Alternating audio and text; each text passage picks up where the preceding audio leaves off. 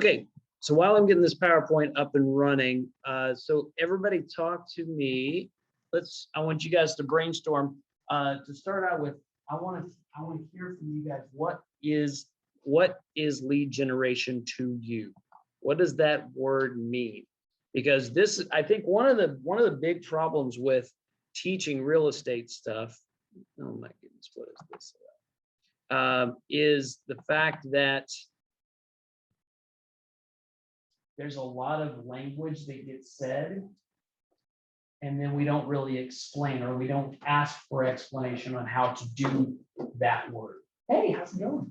Right. So, like, for instance, lead generation is one of those words that we say, hey, you need to go lead generate, go do it. But then you're left going, okay, what does that mean? I have no idea what you're telling me to do, right? And same thing with script writers, right? Hey, go practice your scripts. Which ones?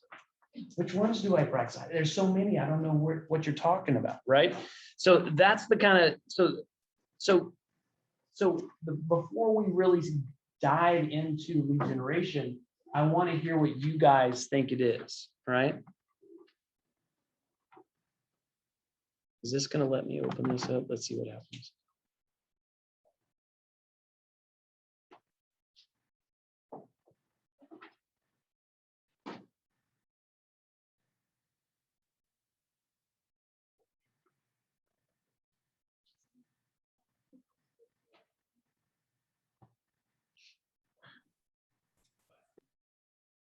I love technology. So what does it mean? What does lead generation mean to everybody? Going out and meeting people. Okay. Let's see. You know what? I'm gonna put you guys, my little camera world. I'm gonna put you guys over here like you're in the class, okay? See, the subscription has expired. What in the world is going on? Okay.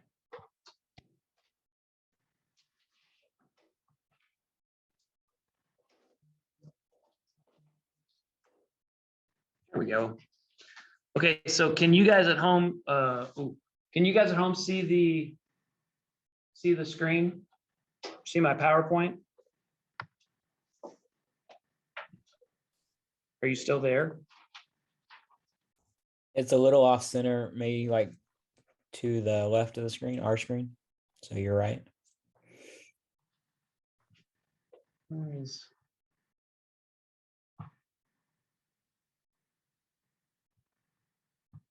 Oh, okay. So are you're looking at the presenter version? Or not? I'm not sure. Can you see my cursor? Can you see my mouse? No, I can't. Okay. Well, then I'm just going to do away with that. We'll just look at it. So now you guys can see this, right? Is that correct? My Zoom world? I can see. Enough? Yeah, I can see your screen and then part of the screen behind you. Because there's two views. Oh, okay. So y'all are just looking at my camera. So is my screen not shared? No, it is. Okay, great. Okay, so we're in business. All right. And you guys can see. Just want to make sure y'all can actually see me and the board. There we go. All right. So yeah. So back on track. So meeting people. That's what I heard from you. Also looking for potential client. All right, looking, and that's a very broad stroke, right? Because it's basically kind of saying the same thing. Go lead generate, and where? Go look for clients, where? Right? But that's what we're answering today. What else? What are some other descriptions or definitions you would give of what lead generation is? Any kind of contact, like Facebook or phone call, text messages, any kind of contact. That's related with the. Got it. So, phone, text, email, social media, right?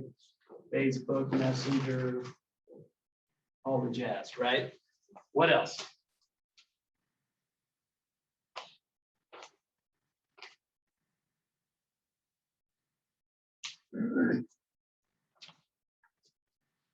Here, Putting yourself out there.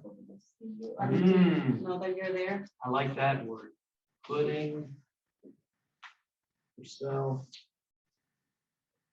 out there. That's a good one. I like that definition. There's no wrong. This is one of those there's no wrong answer kind of questions. So I'm like I said, I'm just curious, what does that put in your mind when I say lead generate? More or less building and fostering relationships. Building and foster relationships. I like that. Okay.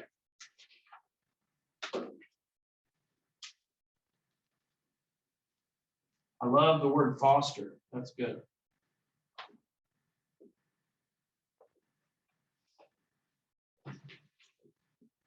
What else?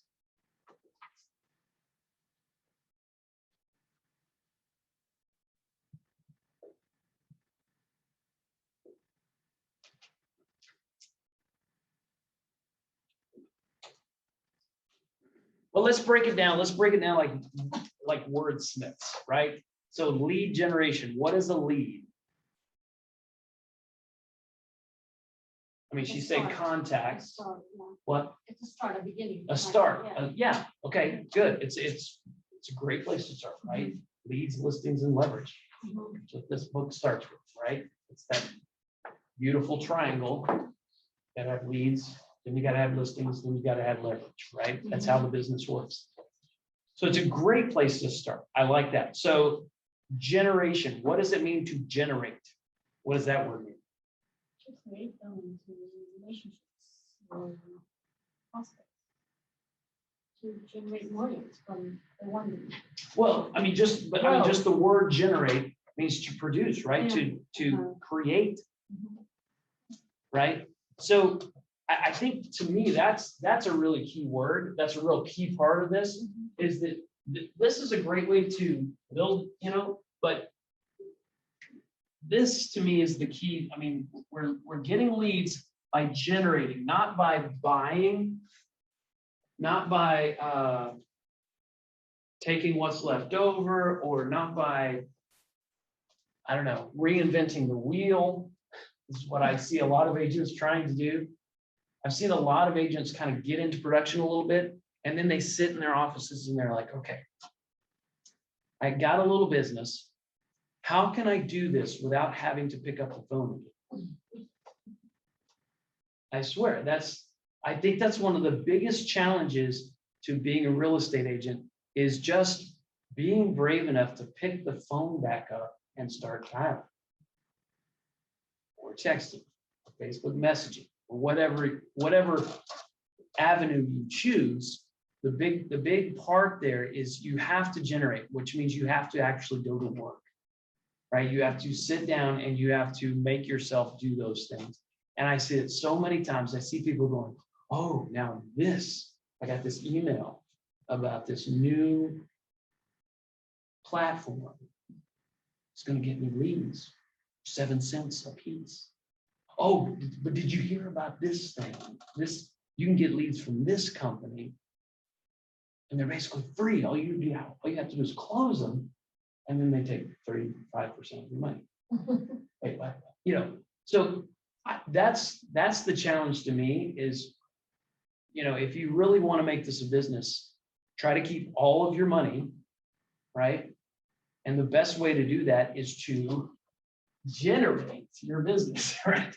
That's lead generation. That's why we use that word, right? We don't call it, lead purchasing. We don't call it, right?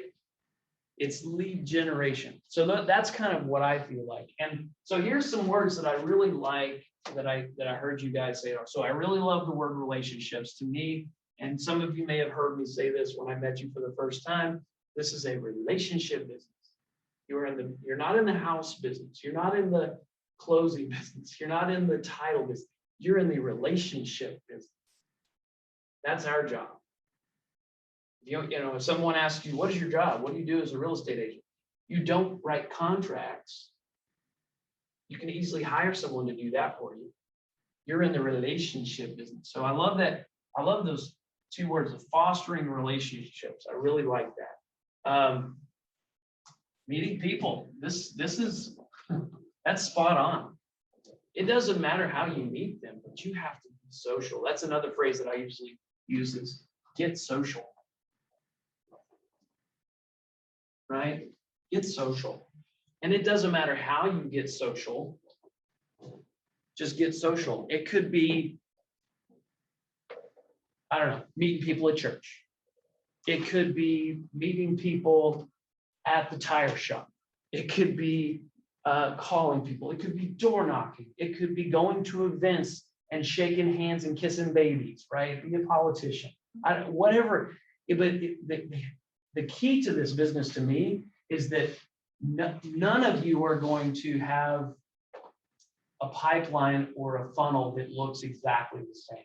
Because all of you are going to have different places where you get your business. If we all had the same place where we got our business, there wouldn't be room for all of us. But guess what? There's plenty of room because we operate in abundance, right?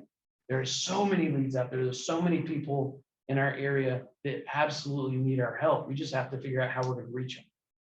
We have to figure out how we're going to build those relationships. Okay, so yeah, I like meet people. I like get social. So looking for clients.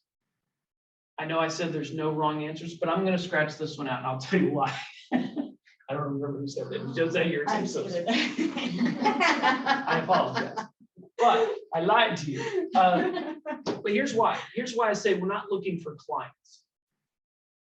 Okay, because what lead generation is building a database, right? We're putting people into the business. We're generating business, right? Clients are going to come from that database, right? We don't have to worry about making them clients. They're going to become clients because we've nurtured them. We've taken care of them. We've come from contribution and given them so much. But of course they're going to use us. Of course they're going to be our clients, right?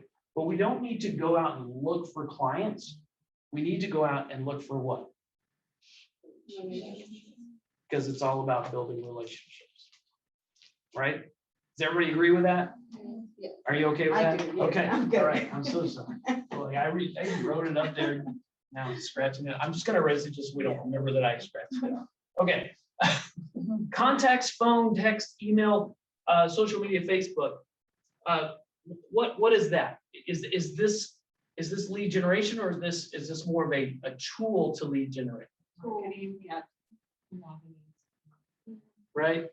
It's an avenue, exactly. These are different avenues because we could continue this list, right? We could say door knocking. Okay. I'm freaking out because Jen's getting food for my kid. Somebody's picking them up at 6:40. Okay. So it takes a village, right? All right. But yeah, so we could continue this list, but you're right. I think we all agree those are tools of the trade, not the purpose of the trade, not the goal of the business, right? Our goal of the business is not to pick up the phone, text, email, and all this kind of stuff. Those are tools. All right, good. So I'm gonna go ahead and erase that if that's okay with everybody, because I think we're gonna dive deeper into that, but it's not really our purpose. Putting yourself out there. Yeah. Because in order to get social, you have to go out there. Socialize. Yeah, out there. I think that's what I read in that sentence. Go out there, wherever there is, and that there is going to be different for everybody, right? Like I said, some of you it's going to be your church, some of you it's going to be your job. Well, let's call that your secondary career, right? That secondary thing that's just we're gonna do that for a while, but eventually we're gonna be full into real estate, right? But yeah, I mean, my previous employment as a band director and a musician, it was my lead generation. I didn't realize it until I got here and I got into coaching and I sat down with Gene and he said, because I had a few closings. I was at that stage, right? So I was like 3 months in, I had a few closings and I was like, I don't know where to go next. Like, I think those are the two people I knew that needed to buy a house or sell it, right? What do I do now? And he's like, pull out your phone, right? So we all pulled out our phones. So you guys do that too. Have you guys done this yet? Pull out your phone. Let's do a little activity. You guys at home too, play along. Get your phones out. I'd love to see some faces too, by the way. I'm the only face on here. Hint, hint. Oh, Tracy. Yay. Yay, Mark. Yay, Alicia. Thank you. Yeah, so pull out your phones. We'll play this little game. So if you're an iPhone, it's real easy. You go to your contacts and then there's that little blue alphabet on the side. Go all the way down where it says the number sign. Just click on that number sign. It'll take you to the bottom of your list, right? Go down to the bottom and see how many numbers are in your phone.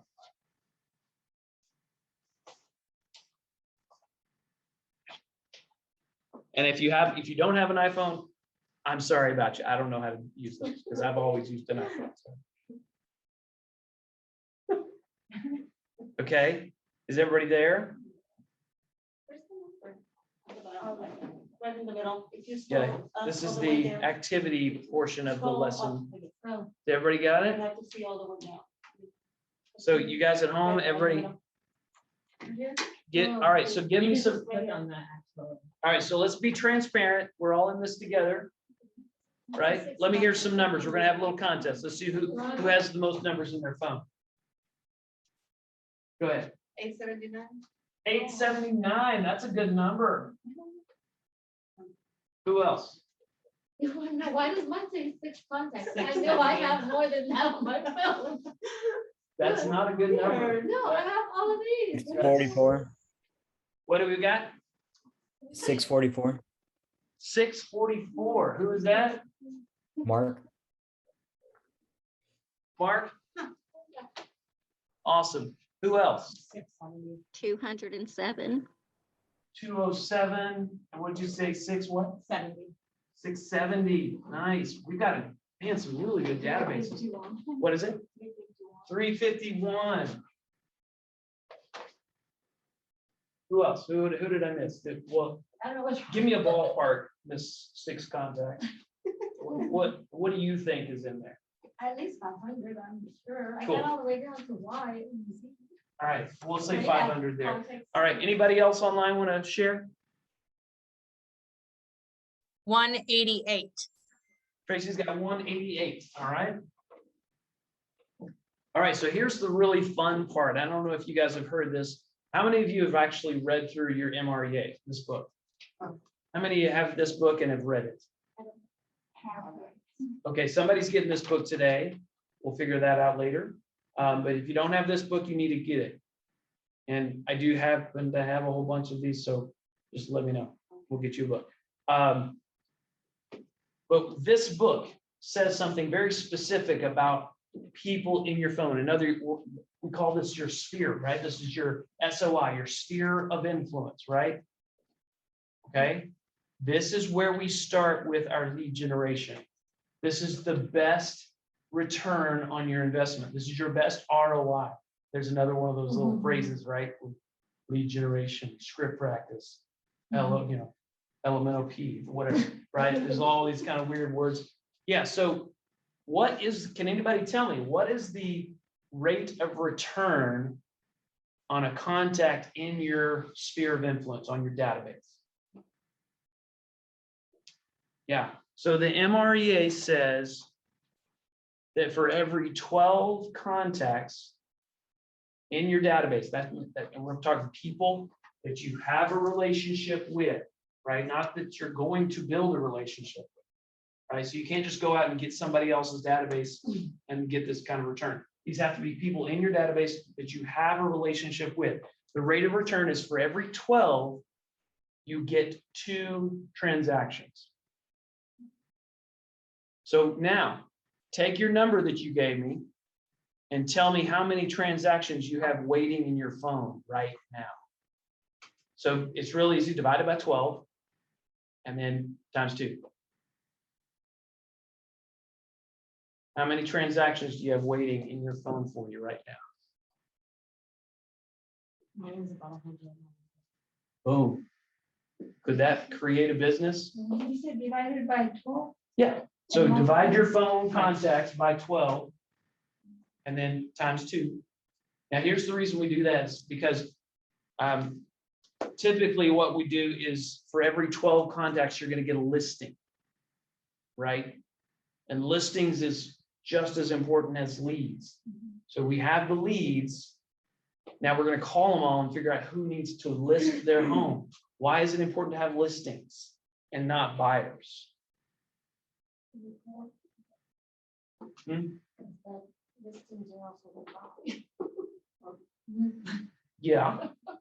Yeah, no, you're right. Listings typically will need to buy something because they still need a place to live. They will sell it.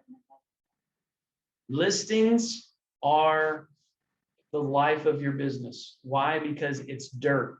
You get to put a sign in the dirt, and all of a sudden you become respectable. You are a real business. Look, here's a sign with my name on it. I'm putting it in the dirt. It's marketing. And the other closing that typically comes with that is that when we put a sign in the yard with our name on it, we're going to get somebody, maybe not the buyer for that property, but we're going to get somebody that we meet in the process who's looking to buy, right? You're going to get what we call sign calls, because you're going to put your name at the top of it and you're going to say, hey, call Wes. Yeah. 817-343-0797. I will help you buy this house, right? And somebody without a real estate agent is going to drive by or come to your open house and say, we love this house and we'd love to buy it. Oh, I'm so sorry, it's pending. But I would be happy to meet you at 2 o'clock tomorrow and we'll go look at some others that are just like this in that neighborhood. Does that sound good? Great. So now I have a buyer client to go with my listing that I would not have had because they're not in my sphere, right? But that comes with that listing. So that's why you get 2 for every 12.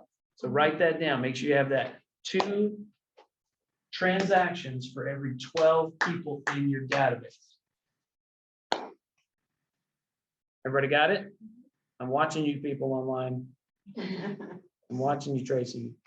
Okay, so 12, write that down. 12 people in your database, and we're talking relationships, right? 12 relationships equals 2 closings. Okay. Now let's say, so let's walk through that scenario, because I know that a lot of you probably have some doubt around how does that work? So let's say you call 12 people in your database and they all say, no, not today.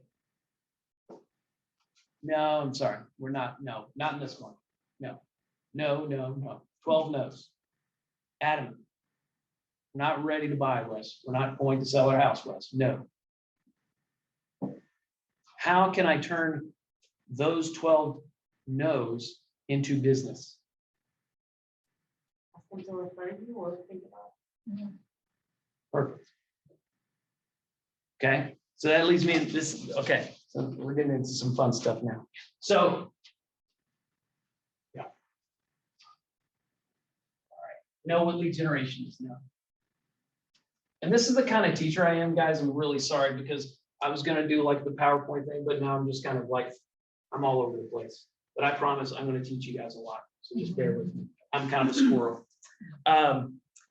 Yeah, so we're not going to pay attention to that. So here's the fun part. So this circle is your sphere. Okay. And here's you in the middle, right? So when we have people in our database, you need to know your database, by the way. You can't just put all these names, you can't just download them from your phone, put them in your database, and then start emailing them and texting them. You have to know, you need to graph and research each one of those people and talk to them and say, where are you on the road to buying a house? Okay. Well, those 12 no's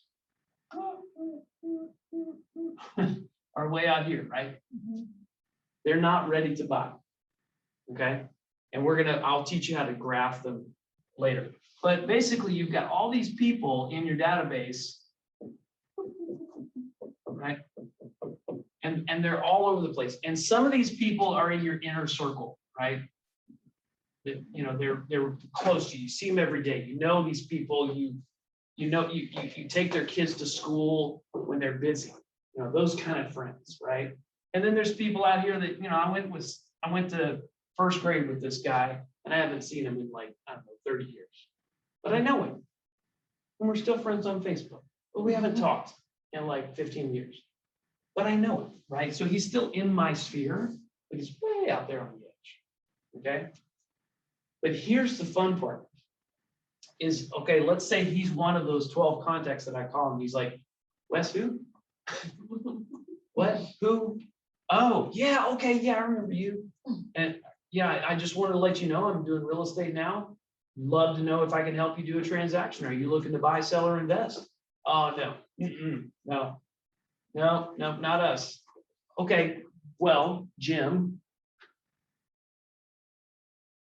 who do you know that is looking to buy, sell, or invest? Okay, so, and that's a very specific statement that I want you to write down, because I'm not asking him, do you know anybody? Because what is the answer to do you know anybody? No. It's yes or no. But if I say, who do you know? It's a demand. I've just forced Jim to think. Now he may say, nobody. But what did I do when I looked up like that and I said nobody? He actually thought about it. He may have only given me 2 or 3 seconds of thought, but he thought about it. And he probably thought, I'm not giving this guy any names. I barely know him. That's okay. But I made him think. So it's a demand, right? I'm commanding him to think and give me a response that's going to end up in more leads, right? It's going to generate more business for me, right? So here's the fun part is that every time I do that, even if all these Jims out here are no's, I now have his sphere, right? Because even if it was just for that brief instance, Jim sent his thought power out here to all of his sphere and thought, do I know anybody who's looking to buy or sell? Right? And so my sphere just got exponentially bigger. So is anybody on here fairly new to the area and you don't really know that many people in Fort Worth? Or are we all Fort Worthians? How long have you been in Fort Worth? Almost 2 years. Okay, this is perfect. Okay, so you know just a small amount of people in Fort Worth, right? The reason this model is so good for you is that if your sphere looks like this is you, this is your sphere, and this is your one friend in Fort Worth, right? But your friend here in Fort Worth grew up here, went to Boswell in Saginaw, and her uncle is the fire chief in Saginaw, and her brother is a lawyer in downtown Fort Worth. She's got a sphere, right? And it's just tons and tons of people. So all you need is that one person, and you're like, who do you know? And where are you going? Can I hang out with you? Can I get to know your people? Right? And so you build on that sphere. Let's say that person is not here. So you're coming. I'm just going to say you're brand new, like you just arrived yesterday from California. Yes, a lot of people are from California, right? Let's just embrace that. A lot of people are coming from California. Hello, Sherry, how are you? Oh, I'm just listening to this. This is interesting. So let's say you're brand new, you're here from California, you're all alone. I know no one except for Wes, and he's obviously got a realtor, right? So it's not gonna help me. So how am I gonna generate business? The beauty of Keller Williams, guys, is we are here as agents helping other agents, right? Have you heard that yet? Yes. Okay, what does that mean to you? That means that if I, Wes, are your only contact, well, guess what? I got a wife who's a pretty dang good realtor, and she's got two listings right now. And she needs to have some open houses done because we like to have our weekends. So we're very, very welcome to the idea of another agent doing an open house for us. So you're like, great, Wes, I'd like to do that open house. And while I'm at that open house from noon to 3 o'clock on Saturday, I'm going to market the heck out of that thing. I'm going to put flyers all over the neighborhood. I'm throwing a party. I'm going to let all the neighbors know, hey, throwing a party down here at our house that's for sale. I know neighbors always love to see their neighbor's house. If you just want to come over and check it out, you're welcome to come over. I'm going to have some refreshments. And by the way, if you have a friend that you really like and you'd like to have them as a neighbor, here's another flyer you can give that to them, right? Everybody like that? Yeah, that's good. That's a Okay, good write that down. It's a good one, okay? But while I'm there, what did I just do? Boom. Now, are some of these people already looking for houses and they already have realtors? Sure, right? But your job as the agent on duty for that open house, you gotta put your filter eyes on, right? You gotta be, you guys know, like, you guys remember the Terminator? I'm sorry, I'm way across the room. I'm gonna stand over here so Tracy can see me better. The Terminator, right? You guys remember that movie? Yes. So when the camera showed the scene through the eyes of Arnold Schwarzenegger, the Terminator, I always loved that because, you had that like little red script and, he'd look at you and he's like, friend, okay, this is the person I need to kill, and it would read stuff. That you need to have that kind of vision when you're at your open house. When someone walks in the door, you're like, oh, they have a realtor. Okay. Oh, no realtor. How are you doing? What are you guys looking for? Feel free to look around. Are you guys looking for a big backyard? You start quizzing them, right? You start building a relationship, right? So that by the time those people leave, they're in your database. They're now part of your sphere. One of my favorite things to do at open houses was play that degree of separation game.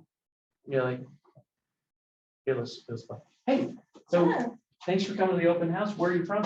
I'm like Mexico. Really? Yeah. What part of Mexico? Zacatecas. Say that again. Zacatecas. What in the heck is that? I've never heard Middle of that. central part of Mexico. Really? Yes. Oh, that's Well, no, awesome. actually, it's more north. I would say in North. central, but it's more north. So like close to the Sonoran Desert? A little bit down. Further south Yes, than that. further Oh, that's south. awesome. And it's a big place. Yeah. I grew up not too far north of that. I grew up in Sonora, Texas. Oh, really? Yeah, so I feel like, every week my mom we'd go grocery shopping and it would either be an hour north to San Angelo or an hour south to Mexico. Oh. And then, we get all our medicine. It was back in the days when Yeah. going to Mexico was okay. It was no big deal. Bringing medicine. Right, yeah. So what did I just do? I just built a relationship. We have rapport. We're talking about Mexico. You know what else? I love a certain part of Mexico because my wife and I, we love going to the Riviera Maya. Pretty. In fact, we may have been.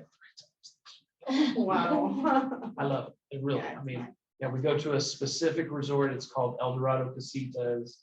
It's it's an all-inclusive private resort. And it's just, they're our favorite people. We love it there. Right? But so do that. And it could be, hey, I'm from Canada. Great. Well, figure out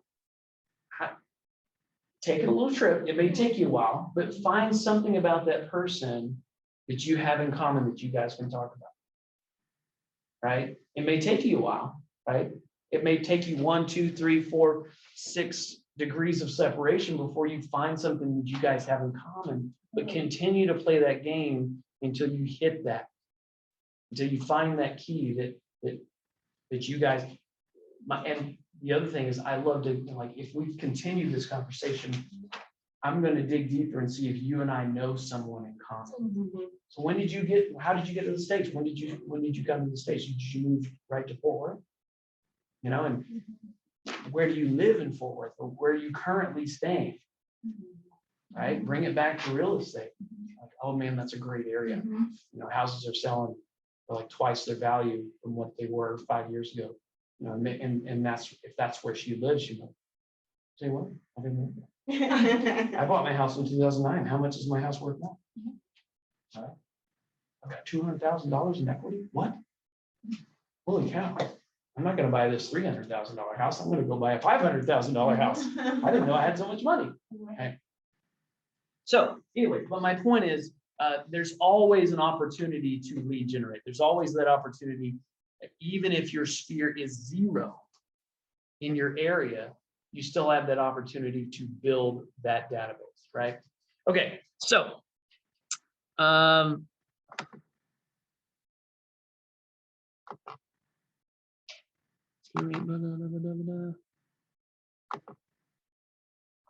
okay, so this little graph here, who's seen this, the lead generation model?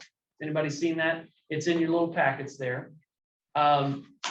This is your model for how you run your business, okay? So let's look at that a little bit and kind of tear it apart a little bit. Where's my list? So this is your lead generation funnel, right? So keep in mind, and this really goes back to your 12, you know, you get 2 out of 12, right? So we've got to make sure that we have a funnel, because when you put we have to refine everything, right? We have to break that down. So some of us are putting 500 people into the database. Some of us are putting 100, but the bottom line is we're going to filter all those down and we're going to come out with our leads. We have to convert them, right? So the first thing you need to do is, you got to dump everything into the top. And this is, you know, there's lots of things. This is kind of the first step of lead generation, right? And there's lots of different things we can do to put people in here. Just one of them is what we just talked about, which is our SOI. Okay, so let's brainstorm a little bit on what are some other things that will bring people to put them into the filter. So we know that this is a really good one. We're going to get a great return on that SOI, 2 to 12, right? That's a great conversion. That's great, right? That's almost just a cylinder instead of a funnel. Those leads are going to come right away.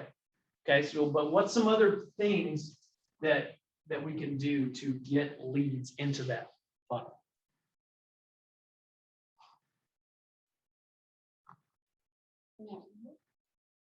I'm just going to do that. There we go. I guess get out of our comfort zone and start meeting people, as we were saying. Well, now we're getting into the nuts and bolts of this, right? So, and by the way, I never told you guys what my number was. Now, granted, I've been doing this for a while. Well, That's my contacts. But how did I get 4,000 people in my phone? It's the, now my sphere is your sphere and your sphere is my sphere, and I'm going to take over your sphere. And I'm going to take over your sphere. Right? You have to be proactive about that, by the way, guys. When you're taking on people's sphere, you can't just wait for them to give it to you. Don't wait for referrals. Ask for the referrals. Go get the referrals. Don't just say, well, I'm just going to do a really good job and everybody's going to notice on Facebook that, oh, look, I sold the house. And they're just going to say, oh, I'm going to send him some business. No, it's not the way it works, right? You have to say, I really enjoyed selling your house. Is there anybody else like you that I can help? Because I really enjoyed working with you. Who else do you know? Who do you know that I can help sell their house? Because I'm really excited to do that again, right? You have to ask. So anyway, but let's go back to this. So what other avenues, what other things can we do? Obviously, you know, on the chart, it says prospecting and marketing, right? Prospect and marketing. What else? What are some examples of prospecting and marketing? What can we do to go and find more? Let's be real honest. I need more emails. I need more phone numbers, and I need more addresses. How can I go and find these things? Were any of you at the class this morning at 10 a.m.? What is Remind? What is that? It is a prospecting tool. It is a massive, very, very cool prospecting tool because I can literally go get addresses for everybody. Now, it'll take me a while to mine through that, right? But if I dump 15,000 contacts into my database from Remind, I'm going to get some leads out of that. It may take me a while, like I said, to, you know, refine that process, but yeah, it's a lot of names. It's a lot of addresses. Okay. So what else? What are some ways that you can brass tacks get names, emails, phone numbers, and addresses from people? Be intentional about your social media posts. Yep. Yep. Social media, which is marketing, right? Yeah. Good. What else? I mean, just throw them out there. Door knocking. We put these in that line, remember? Right? What else?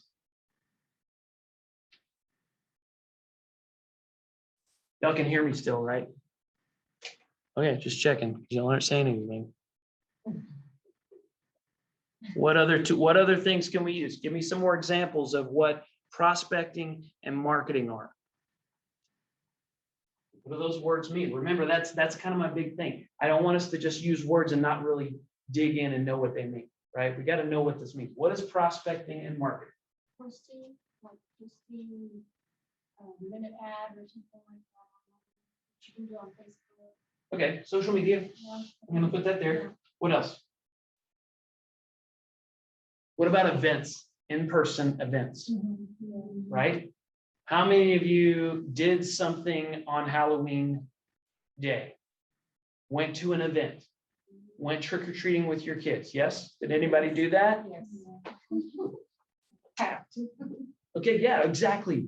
Well, if we have to, why not make it help our business, right? How many of you have met Noelle Boggs? Raise your hand. No? Okay, you need to write that name down because she's a crackerjack.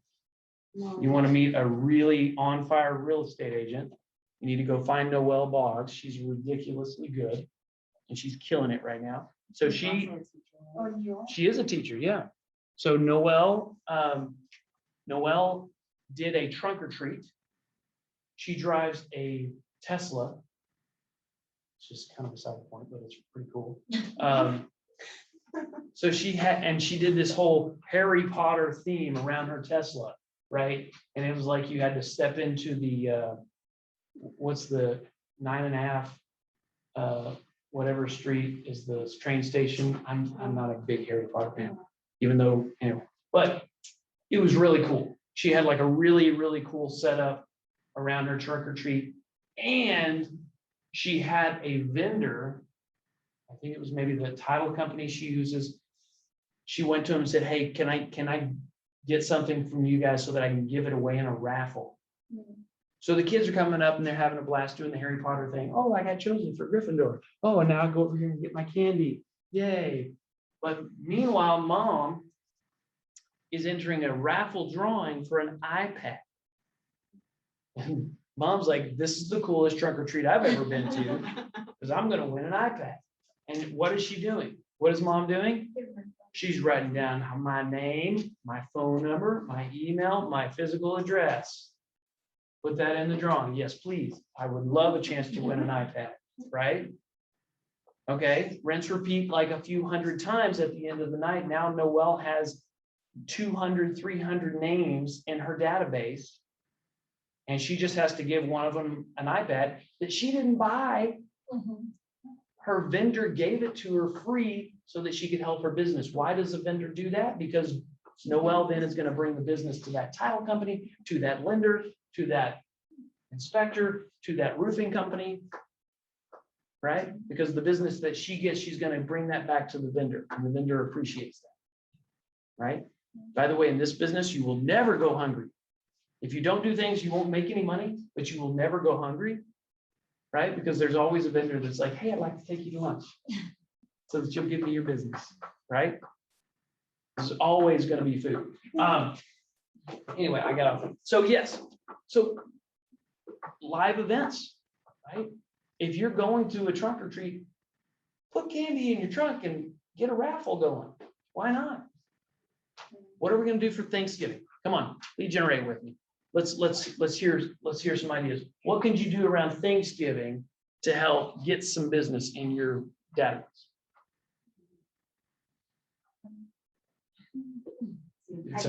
Now's the time to think about it, right? It's a month away. What are we going to do? What do people eat? Give away like a dinner turkey. Yes. Basket. Guess you know what? You know what's going to be really hard to find starting today? Turkeys. There is a turkey shortage. Exactly. Thank you, Tracy. I ordered both. I would put one up for raffle. Put it on Facebook. Say, hey, I'm giving away a turkey dinner. I know turkeys are hard to find this year. If your family needs a turkey dinner, and then put it on Facebook, put a Google form out there on Facebook, says, fill this out and I'll put you in my drawing. And then Monday before Thanksgiving, you're going to go Facebook Live in front of all your friends and family. Yes, I said Facebook Live. You have to get rid of your stage fright a little bit. We're going to go Facebook Live and like have your kid spin the wheel or do something. And they're like, all right, here's all the names that are in the drawing. Let's see who's going to win. Right. And she pulls the name out of the hat. It's Jim. Jim wins the turkey dinner. And she screams. She's like, yay, Jim. Right. And everybody loves it. And they're like, oh my gosh, I'm so glad she's our realtor. Just look at all the good things she's doing. Right. And all you had to do was give turkey away. And maybe some yams and some cranberry sauce, whatever. Right. And then I would also like have someone video you walking up to Jim's house. Here's your turkey dinner, right? So that people can, because here's the thing, yeah, I mean, putting people in, the next step is what? I'm ruining this marker now. The next step is what? What does it say? Connect leads and contact. What do we do in this first stage right here? What does that say? Capture. So it says leads, tracking and offering and connecting, right? So tracking and connecting, those are the two words that I like. Yeah. And part of what this is, and you'll see this a lot in your KW stuff, is we want to create what's called a 36 touch. Okay. And basically what that means is you're going to come up with 36 different ways to reach out to Jim throughout the 12-month period between today and next year. Okay. Easy one right off the bat is every month, right? You're going to give them a call. Jim, how you doing? Did you enjoy your turkey? Merry Christmas. It's December. Let me know if you and your family needs it. Love him. I believe in coming from contribution from my clients. Let me know how I can help. Right? January rolls around. Hey Jim, Happy New Year. How's the family? Is there anything I can do for you guys? Love to help you out. Y'all ready to, it's, maybe one of your New Year's resolutions is to go buy a house. I don't know. Well, I have a question. So at what point before you even follow up monthly, do you tell them that you're a realtor and blah, blah, blah, like give a pitch? Okay. Well, to me, that's part of marketing. But if we're broadcasting a turkey and their main focus is just to win the turkey, and now we have all of these contacts, how do you transition into like that without being this person like, oh, this is why you got my information? So yeah, that's a good point. So the first thing is anybody who I put in my database, they're gonna get a touch right away. Okay. Just want to let you know, I'm now in real estate. You know me as a band director. If you know anybody who's looking to buy, sell, or invest, I'd love for you to send them to me, okay? Great. Hey, is that okay if I put you in my database and I'm gonna send you some information? Maybe you're ready to buy a house, maybe not, but I'm just gonna send you some information every month just to know what's going on in the market. Would that be okay with you? That call has to be made to every single person you put in your database. We don't put anybody in our database without them knowing they're in the database. Because if we put them in the database without them knowing, it's just a phone book. It's just a phone, right? A database is your data bank. This, when they go from here to KW Command, now it's a potential client, right? Now we're working on making them clients. They went from a contact to now they're money, right? Now they're potential money. Right. So yeah, so how do they know? Because you told them. So like, It's a everyone good that's question. in the raffle, you would call them and be like, hey, I'm sorry you didn't make it, but just want to let you know, blah, blah, blah, blah. Can I get it? Yes. One of the most important, one of the best follow-ups that typically people forget to make, right, is follow-up. Follow-up after an event, after you've done that drawing, after you have your I don't know, tailgating party at the Rangers game. You know, Initial contact, right? especially the people who didn't show up. Start with that list, right? So let's say you have a Ranger game thing in April, you know, opening day, you know, this is gonna be fun. And we put up a big tent in the parking lot and I'm gonna give away drinks. And I didn't buy it, by the way. My tower company bought that, right? And I'm so glad all 30 of you came. Have a good time, right? As soon as that event's over, I'm calling the other 540 people in my database who did not show up. Hey, just want to let you know we missed you at the event. Let me know if there's any way we can help you and your family. Oh crap, they were paying attention. They missed us. Because most people, when they don't show up to something, like, yeah, then we're not that important to them. I'm not that important to Wes. I knew him from 3rd grade, right? But if he gets a call from Wes, or even a text after the event saying, hey, I missed you, let us know if we can help your family. Then they're like, dang, I'm on his radar. Okay, this is real. This is actually a business. He's actually paying attention to who he's contacting. That's the other thing, guys, is this 36 touch is not just random, like, oh, I guess I should call these people. That's what I'll do this month. I'll just call everybody, or I'm just going to text them this month. It's not random, right? You have to plan this out. You have to actually business plan how you're going to create these 36 touches. And guys, just Google 36 touch plan, and you will get a large amount of Google hits on what people have done, right? But it usually includes events. It's going to do a lot of follow-up. There's probably a neighborhood nurture in there. Neighborhood nurture basically is something that Command does where if you have that person's address, it automatically creates a landing page for them. It creates their own personal website. And all you have to do is put them on a smart plan that sends them an update of what is going on in their neighborhood every single month. It's called Neighborhood Nurture, right? Go into smart plans, you can pull that. It's real simple. It's something that right away I'd put on everybody in your database, right? I'd also put a monthly call reminder in there and put it and make it random, right? So that you're not just calling all your A's and then you get tired and you're like, oh, I'm so tired of calling people, I'm not going to call anybody anymore. And poor Carl down in the C's didn't get a call from you because you got bored calling all your A's, right? or you got burned out or whatever. So make it random. So every day when you sign into command in your task list, it'll tell you, today you should call Sue, Carl, and Jim. Great. I'm gonna call those 3 people. All right. When do you get your site? When do you get your site? Yeah, like you're saying to go into your It's, database or your. when do you get access to KW command? Let's see, when did we onboard you yesterday? Monday, yeah. It'll take a few days. Okay. Yeah, because basically Scott Leroy right now is building all that for you and building it Oh, out. okay. Yeah, so we'll make sure we get all that done. Okay. Holy cow, how did an hour go by? How'd you let that happen? Okay.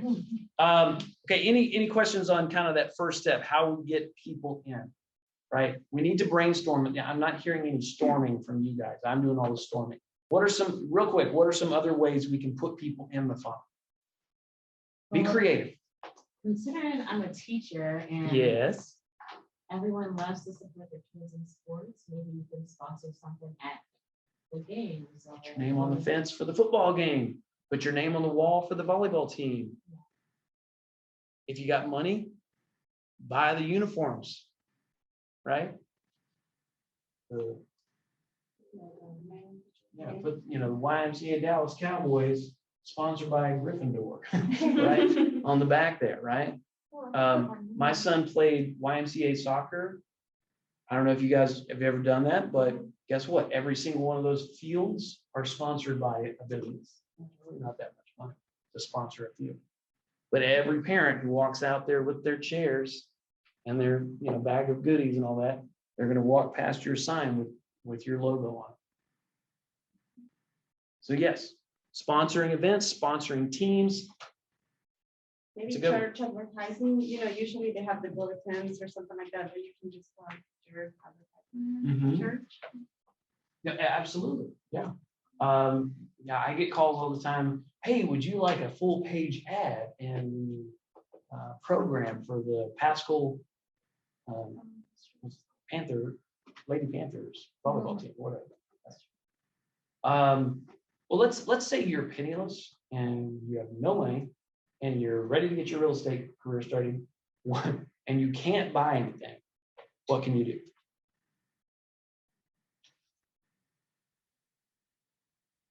That's a good question.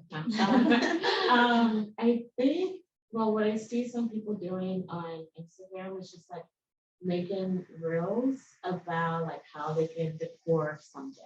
Okay. On Instagram, the reels, like it's a little mini clip. It's like TikTok on Instagram. Yeah, okay. I'm addicted to The real. it. My Yeah, new and favorite. people see it randomly. I found realtors and kind of try to get ideas from their page Yes. from it. So My new favorite. Oh, yeah. man, it's so funny. Have y'all seen that? Oh my gosh. Yeah, look it up. Look up Holy Spirit Activate. Just Google that. You get all that stuff. It's funny. But let's stay on that for a second. We're going to take a little tangent. Surprise, surprise. But let's talk passive versus active. I do a lot of marketplace. Well, I have a business page on my Facebook, and I have been paying a lot of money. Like once in a while, I do get serious calls, but Yeah. From Facebook Marketplace. yes. Yeah. That's a really good one. Right. Last week, each day I spent like $10, and I had almost like over 1,000 people that. And the money on those guys, because yes, Facebook, Instagram, these are money makers. The key is in the follow-up, right? So you got 1,000 people, but you have to work those 1,000 leads. You have to reach out to them, not just once, but 36 times. Yeah, and I found recently another one. It's I forgot, but that one they called me and it's open free for a month. Mhm. You just have to open your account and you get a lead from them.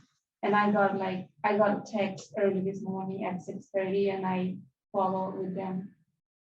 So, but they said you can try a month and after that, if you want to continue, it's $25 a month. I'm gonna go back to the beginning though and say, Yeah. we don't have any money, right? So let's talk generating, not buying. I'm not saying that's bad.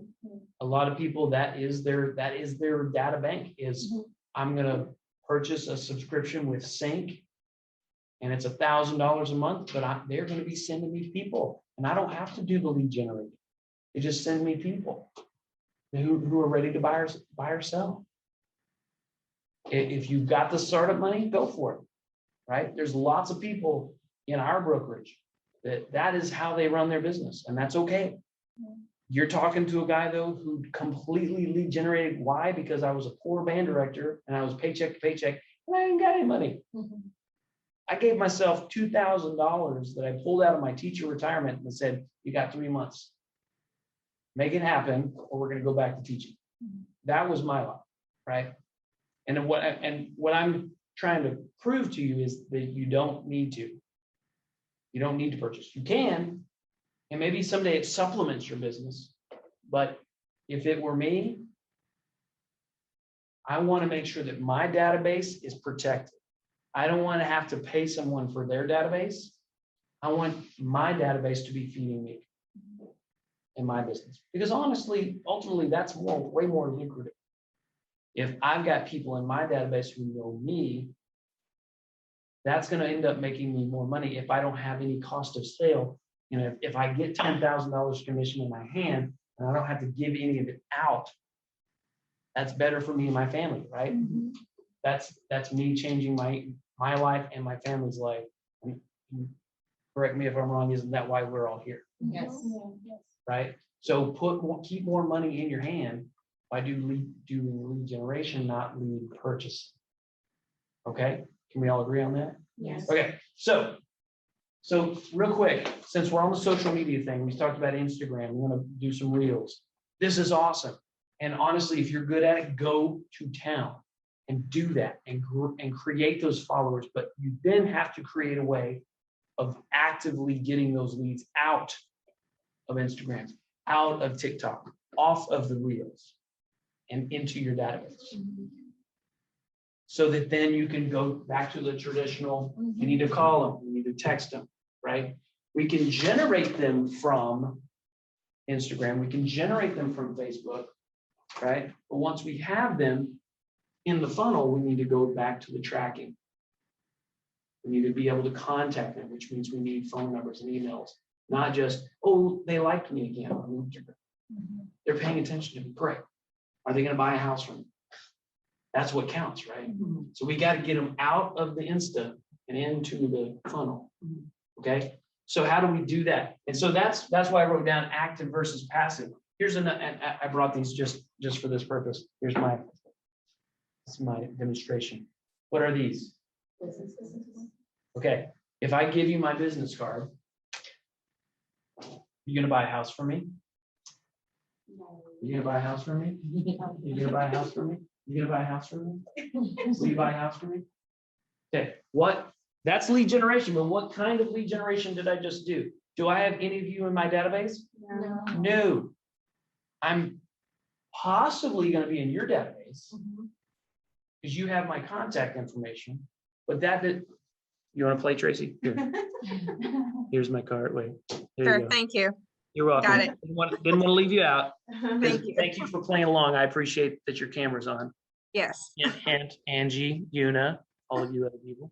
All right. Yeah, but giving someone a card is not active lead generation. That is passive lead generation. Right?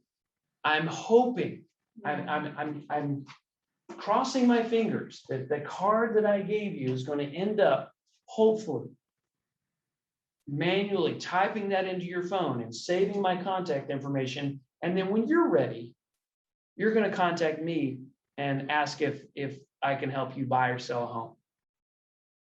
That's not active lead generation. That is, I mean,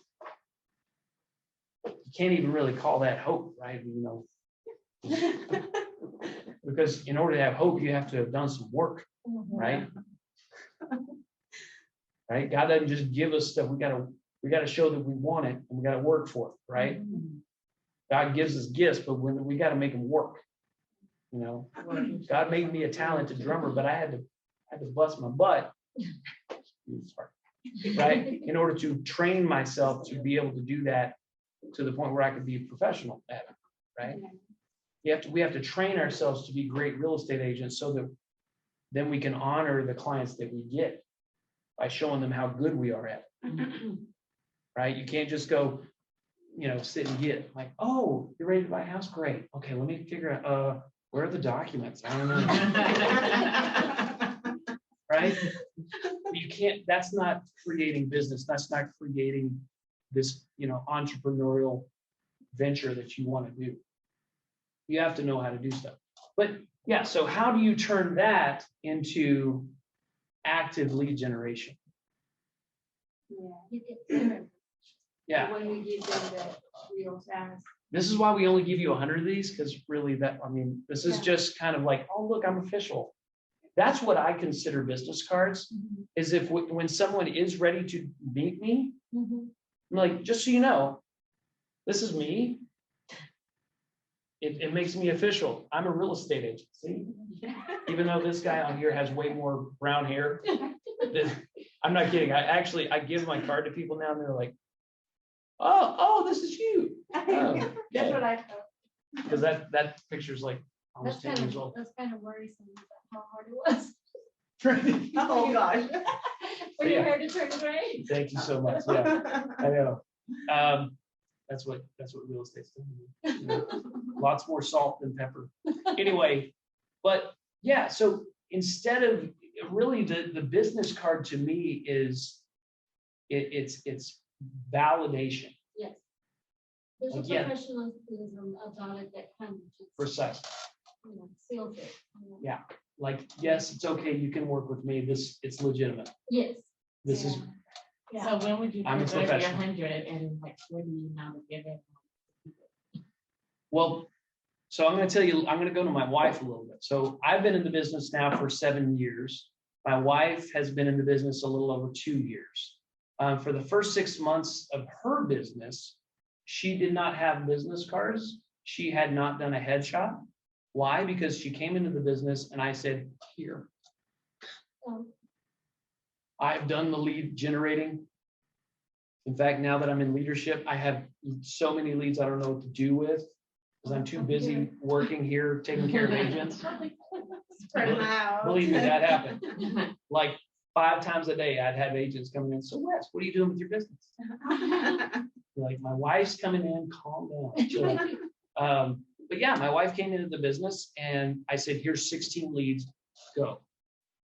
She didn't have time to go get business cards. She didn't have time to get headshots. She just went out and did the business. But she didn't know. Hey, like I said, we have open houses. Yeah. Yeah. Her office is right down the hall, Griffin. What's her name? Abby, Abby. Abbey. She's a building. So, but the point is that it doesn't take that to do business. A card is not a requirement to do business. Honestly, the name tag is probably way more valuable than the 100 cards that we give you. You see my point? This is, I'm putting myself out there, right? It's one of those key ingredients that we talked about. Putting myself out there, that's very, very valuable. Oh, sorry, guys, picking up my son. Hey, man, is he out there? I haven't seen him. Okay, all right. I'm gonna yell down the hall and get him there. Thanks. Bye. Bye. See you later. All right.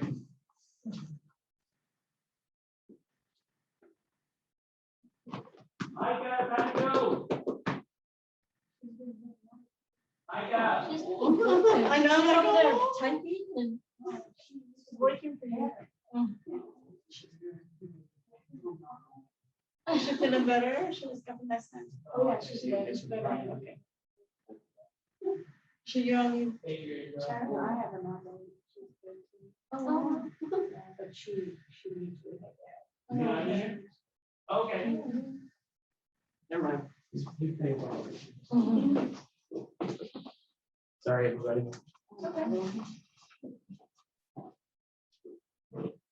But I think as a beginner, it's really important to have a card and especially with the picture, because, in our circle, like people know me, but because changed my profession and then, just to prove them, for me and for myself, I think it worked in that way. Because just to prove myself that, oh, I'm a realtor now. And when I say that, but she's still working her regular job, or she doesn't have any change in her life. But when here's a It's picture official. with the pretty, Right. yeah, it's like, it helps a lot. Thank you. You. Takes a bit. All right. So yes, but let's turn that around. Okay, so let's make, this situation where I just handed everybody a card. What could I do instead of giving you a card that would put you in my database? Having a conversation and trying to make a connection like you did earlier. Right, yeah, the 6-degree conversation, yeah.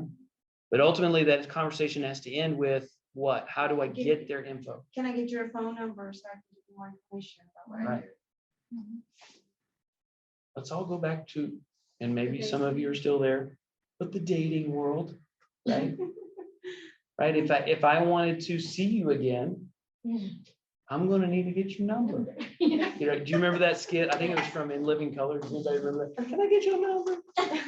Right, remember that? That, we gotta get the digits. We have to know, I need to know your phone number. I need to get your email or something so that I can contact you. Okay, so here's how you do it. The best, in my opinion, the best way to get the information. This is really fun because guess what? People like to see cool things.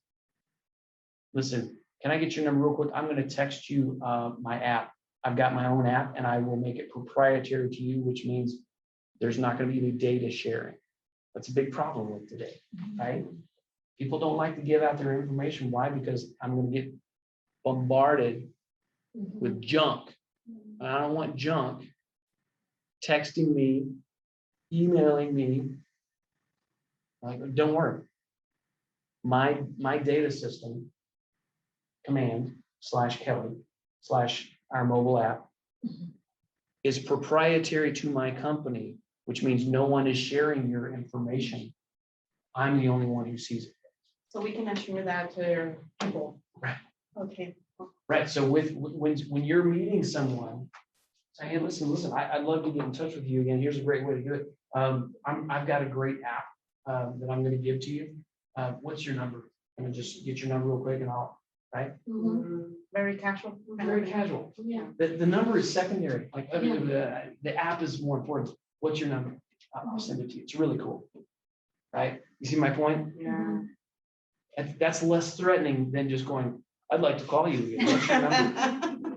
Right? That's very. What's that app? Yeah, you want me to send it to you? See? Everybody wants the new app. It's the new cool thing. I want to see your app. Right? So yeah, if you haven't downloaded the app, it looks like this. It's the white square with a KW on it. I don't know if y'all can see that. There it is. Okay. So you can just look in your app store. Oh, we can look. That's do it. now? You can. Oh. I don't want to send you mine because mine. Oh. So here's when you download it. You have to remember that this is a consumer app. So at this moment in time, you are not a real estate agent, right? I want you to think as a consumer. You're going to open up the app and it's going to ask you to sign in. You're going to sign in as a consumer.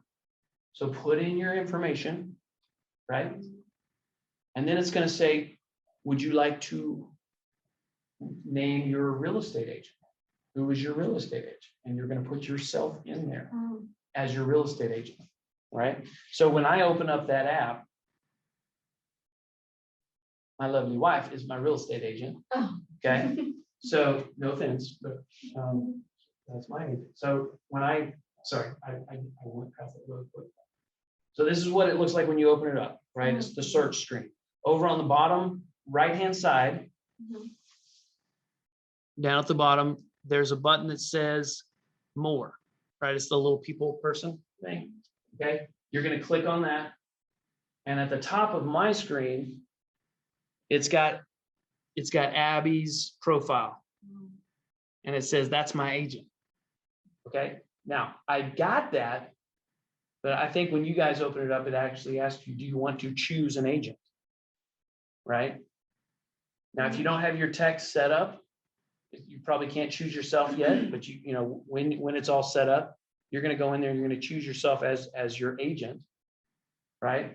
And then this is what's really cool is down at the bottom of it, there's a little thing that says share your KW app. Everybody see that? Okay, so you're going to click on share your KW app, and then it asks you, how do you want to do it? You want to do through message? Do you want to airdrop it? You want to copy the link and send it to somebody? So I'm going to go to messages, right? And I'm going to say, all right, what's your number? 682-551-655. Right, and so that's what I'm about to sing you. And I'll go and sing it to you just for this. Okay, but it's going to come across on her phone as Abby Griffin's Keller Williams app. Right? The options were a message, link, and what else? It's just like anything, you know, any possible way you can send it. You can airdrop it, you can text it, you can email it, you can copy the link. Yeah. Question for you. Oh, so you have Melody O'Neill as your agent. How do you?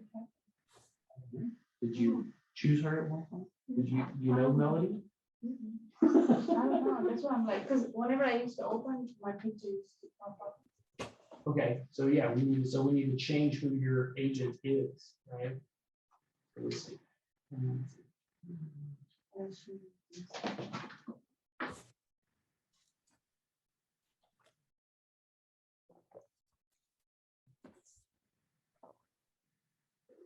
So, the agent. Now find the Keller Williams agent. Find. Put a new. Yeah. Does somebody have a question? Yeah, Wes, does that, when they put in their information, does it automatically go into your contacts and your connect? You got it, Mark. Yeah. Database. Isn't that so cool? Yeah. Yeah. So basically you get their number, you put their number in your phone, but when they register on your app and they, as a consumer, right? And remember, you've sent them a link, so that's already programmed as your app. So as soon as they do that, their email, all that stuff that they just put in goes directly into command, and now you've got them in your database. In fact, you can even do something really cool. When that lead is added from the app, you can tell your database that any leads that come in as an app lead, you can tell it to go ahead and add them to these smart plans. Like go ahead and add them to a neighborhood nurture. Go ahead and add them to a quarterly call plan. Go ahead and add them to whatever, right?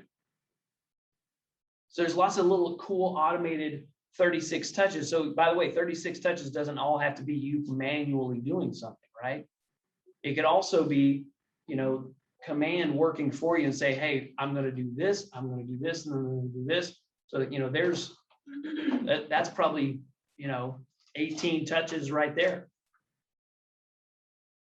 You know, just by setting them up on the smart plan as soon as they come in. And Tracy, you're muted. Were you talking to me? No, I'm good. Okay. She's talking to somebody else. All right. That's okay. My feelings aren't hurt. No, but right. So does everybody see how that works? See how beneficial it is? Now, if you need to know more about smart plans and all that jazz, I'm going to tell you, write this down. You need to contact Christina Kingery. That is what she does. And she is very good at it. So I'm not even going to try to do her job because she's way too good at it. So, perfect. Yeah, Christina Kingery, write her name down. You can get her contact information off the onwardgroup.com. You can actually set an appointment with her straight from that website. And also write down support@scottleroymarketing.com. I'll say that again, support@scottleroymarketing.com. Those are your 2 tech helpers. So we actually pay for a subscription with Scott Leroy so that all of our agents have that ability. If there's an issue, something's not working with command, maybe you. 3 T's? What? Is it 3 T's? 3 T's. Scott Toller. Scott Toller is our OP. Oh, Scott Toller and Scott Leroy Marketing are completely different Scotts. Okay, can you spell the last? Yeah. So it's support@Scott, and that is with 2 T's, yeah, SCOTT, Leroy, LEROY, marketing.com. Yeah, you're gonna receive a lot of emails. Mhm. You have to have a notebook. Like, I have a notebook. Yeah, and then password, and sometimes you have to change the password. So For I the have- marketing? From Keller. Oh. She's just saying all of your Keller stuff, Yeah. you all gotta your see KW stuff, Email. create a notebook, create a place where you Yes, can write down all this down stuff. all the Yeah, passwords, 'cause you don't have to forget. good job, Anu, yeah. That's it. And I love your pink. Expensive. I dream. bought it in a Dollar Tree, Oh, I love that. but it has a lot of. That it's gonna be words. worth Yeah. so much more money than $1. Yeah, truly it is. It's got your whole business in it. That's awesome. Any other questions? Everybody get that? ScottLeroyMarketing.com, Support at. Christina Kingery. What does that do? So Scott Leroy Marketing, they are our tech concierge. So he will do everything from, hey, I can't remember my login. Can you help me figure it out? To, I need to download all 1,000 contacts from my Apple ID from iCloud into KW Command. No problem. These are IT He'll say, send me your login information for both. I'll get that done. So some really, really good stuff there. Yeah, honestly, I don't even know what the limit of what Scott Leroy Marketing does. I mean, because everything I've ever asked him to do, he does it. So I don't even know what he doesn't do. So if you have a tech request, I would send it. And honestly, I do this a lot with people who bring problems to me, and I'm like, yeah, I'm not that person, but I will send an email and I will copy Anu, the agent, and I'll copy Christina, and I'll copy Scott Leroy Marketing in on it and say, hey, everybody, team, Anu needs this done. And then they take it from there and it gets done. Oh, These are great people. They do their jobs extremely well. Please use them. They're awesome. I know a good amount of tech stuff, but that is not my thing, right? Okay, so listen, we're really kind of short on time. I want to kind of launch into some other stages of this because there's so much more to talk about. So that first part of the funnel, right, is leads and contacts, right? And we have to learn how to nurture our database. We need to put them on a 36 touch. We need to work your database, right? Every day you need to be in your database. It can be overwhelming when you have 500 to 1,000 people in your database. So break it up. Give yourself a daily assignment, right? We call this our our 411, or we call this our daily 10-4 is really the correct term for Ignite. You got to create your daily 10-4. And what this means is every single day, you need to add 10 people to your database, right? And remember, we don't add anybody to our database unless we've told them that they're going in our database. We have to. So, Do we have to? I mean, like, do we have to explain them? I'm going to send you the information. you don't have to, but I would.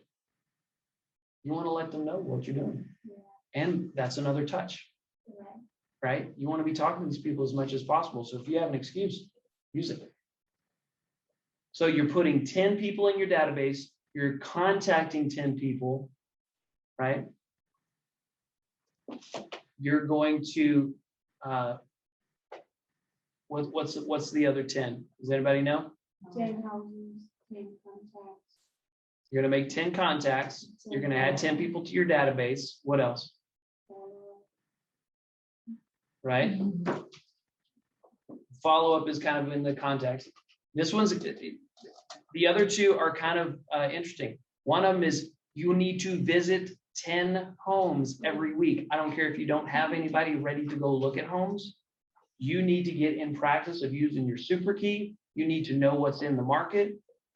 One of the things I tell potential buyers, Wes, we're not ready. I said, that's okay. It's my job to look at 10 houses a week anyway.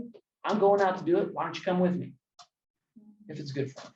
If it's somebody I don't really know, I'm gonna be like, sign a buyer's rep, then go look at houses. But if it's a friend, and you're like, you think you might want to go look at some houses?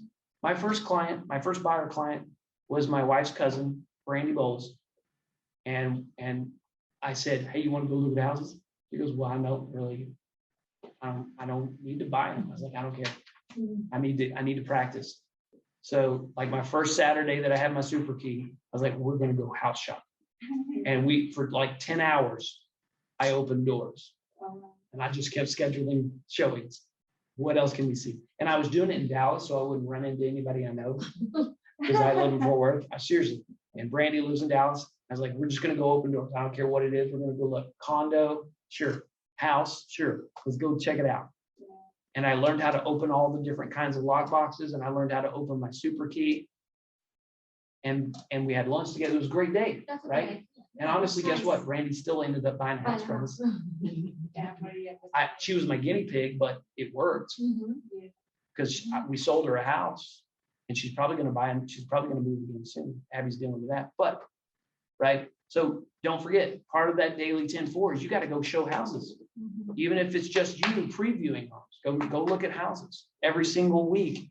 Look at 10 at least. And then the last part of your daily 10-4, the fourth 10 is handwritten notes. Guys, this needs to be part of your 36 touch. When you go to your mailbox, as archaic as this is, and you see something in the mail that kind of is a different shape, it doesn't look like a bill. It's not a big catalog full of coupons. It's actual mail from a human being that you might know. Yeah. Do you open it? Yeah. Yes. Do you look at the card? Do you read it? Yes. Yes. What do you do with the card? Save it. You save it. You might even put it on the mantle. Oh, it's a happy Halloween card. Look at it. You're beautiful. Oh, that's so cute. We're going to put that on the mantle and it's going to stay there. What happens when Halloween's over? You throw it away? No, it's too cute. Yeah, I save. That's going in my happy file. That's what I call it. Yeah. I've got a drawer in my filing cabinet devoted to my happy file. And that's all it is. It's thank you notes. It's, hey, just wanted to say, welcome to the club or blah, blah, blah, whatever. But they're handwritten notes from people. That are already in your database. I don't know. Oh.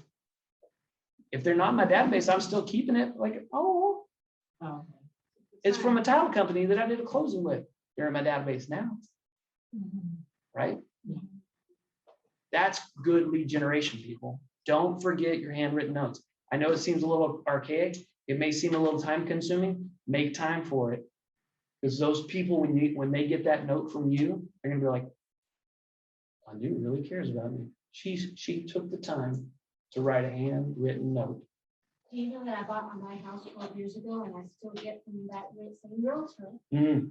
I still get every year at New Year's Park with a little calendar on it that has a magnet on the back. Yeah. And I always put it on my refrigerator. I'm like, Yes, you do. sure it is in my cabinet, in my calendar. One time it was late, but every single year she still does that. Yeah. My name. Players at home, did you guys hear what she said? Mark, did you hear that? No? She's No, talking I about, heard Magnum. I didn't get the details.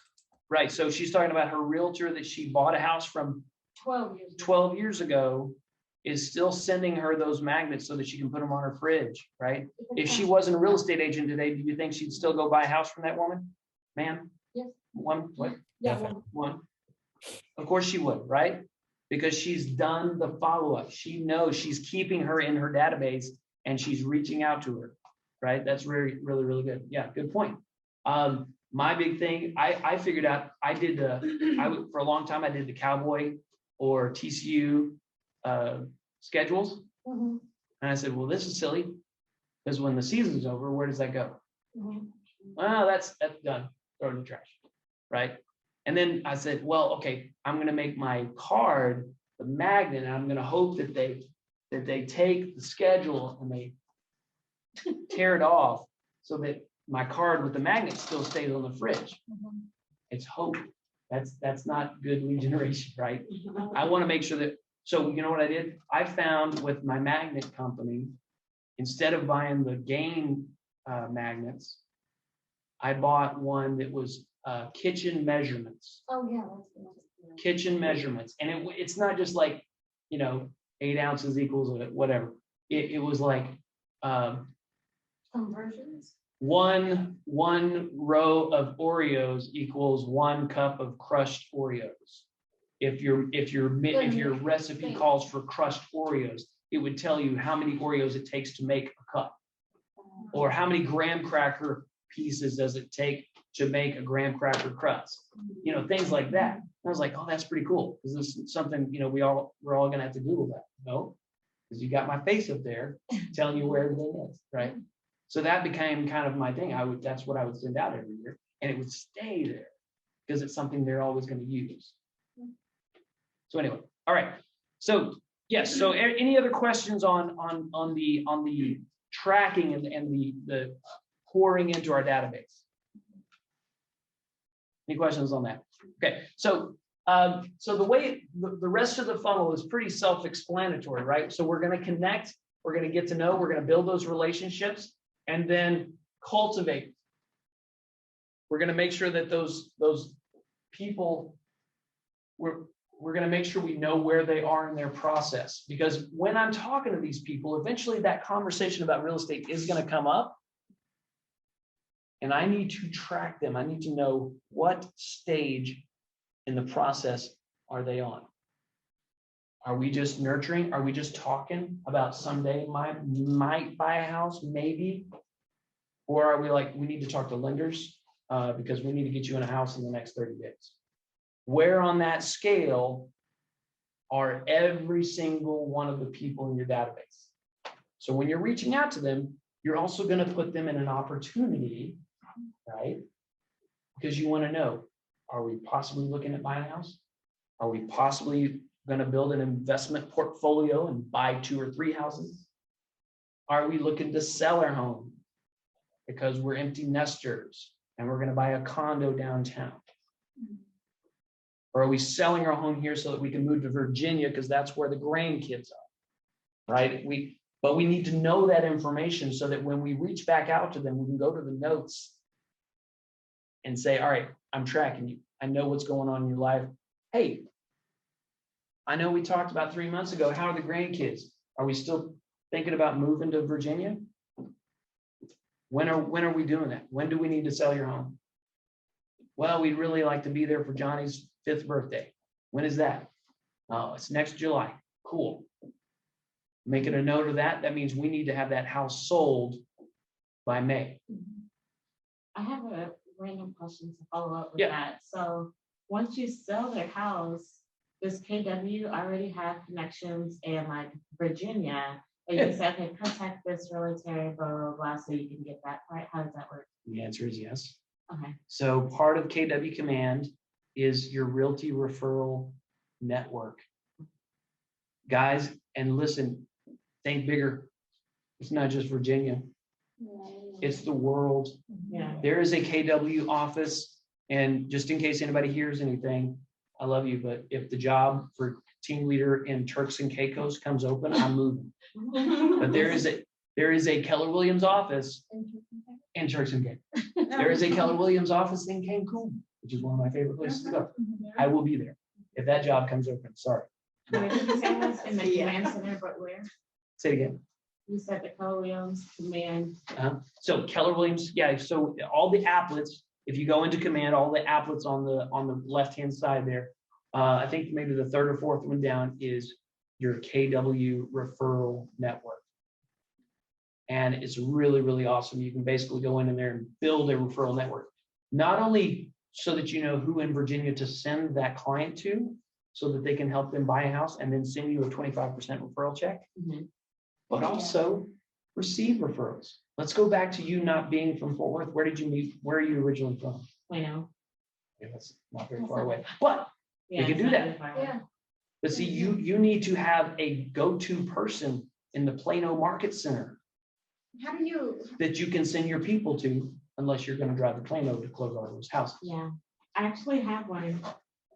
There you go. So, You see what I'm saying? But like, I've got a person in Kenosha, Wisconsin, because I sent a referral there one time. But guess what? I'm also going to tell Ken, hey, if you got anybody moving to Fort Worth, because guess what? Everybody's moving to Fort Worth.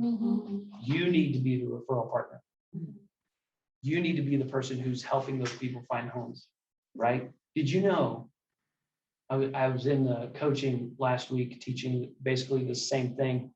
And the person may be on this call, I don't know. One of our agents that's freshly from California kind of let the cat out of the bag. Did you know there's a Facebook page called Leaving California? no. Are you guys salivating as much as I am when I heard that? I'm like, I got to get on that page. I got to find these people.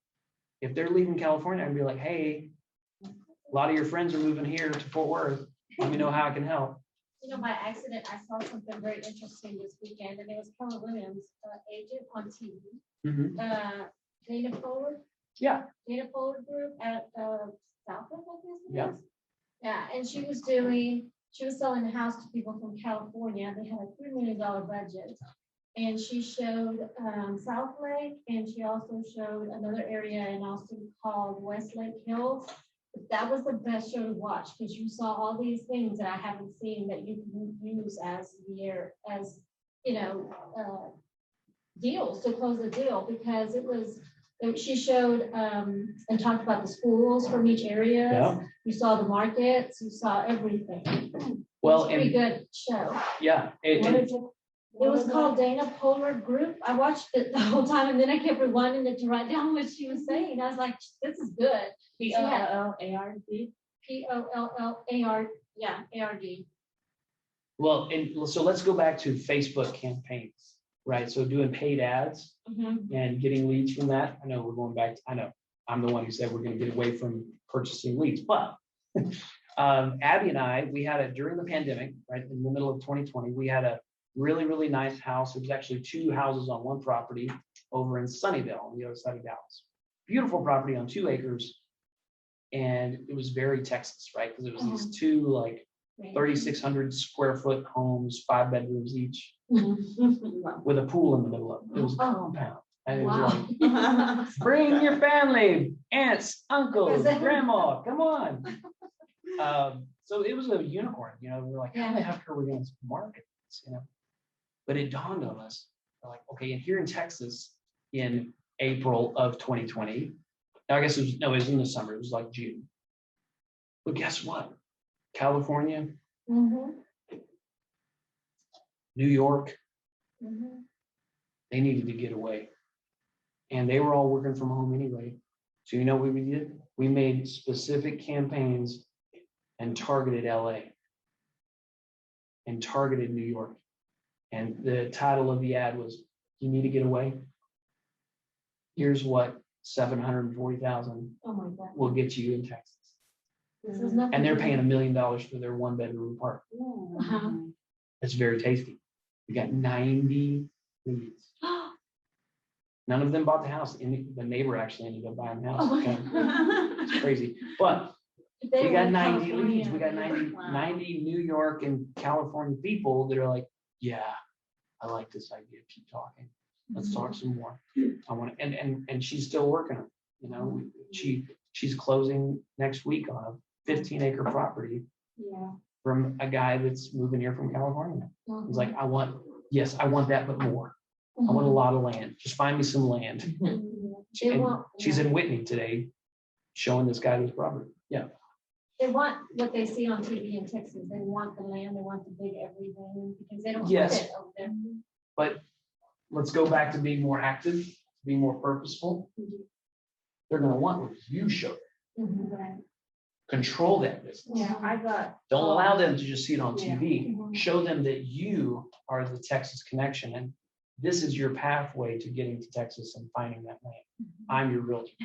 I have a question. How Yeah. does that work for a new agent when it's like out of your scope of practice? If it's not in the Fort Worth area and they're within like elsewhere and you're not necessarily considered